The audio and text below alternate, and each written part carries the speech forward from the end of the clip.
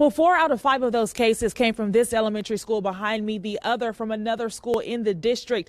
Tonight, health professionals are saying this is spreading across the Midwest. It is highly contagious, and there is one thing you can do in particular to prevent this disease from spreading to your child. Wentzville schools say they've called in extra custodians to complete deep cleaning in classrooms and common areas after word that 5 students are sick. Within the past week, one case of the contagious bacterial infection surfaced at Boone Trail Elementary School. 4 more at Piney Ridge Elementary School. We defer to the health department, so we know exactly how to handle it and what to do so we don't have more cases. Here are the symptoms: a cough lasting more than 10 days. It can leave you breathless, and the coughing really kicks up at night.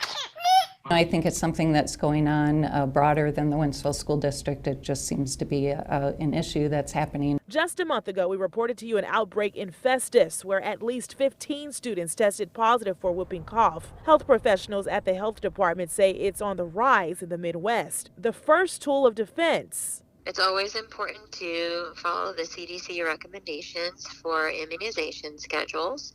So that is the best way to prevent pertussis infection. Health professionals also say hand washing is crucial. As for students showing symptoms, talk with their pediatrician and get their child checked out if they have any concerns.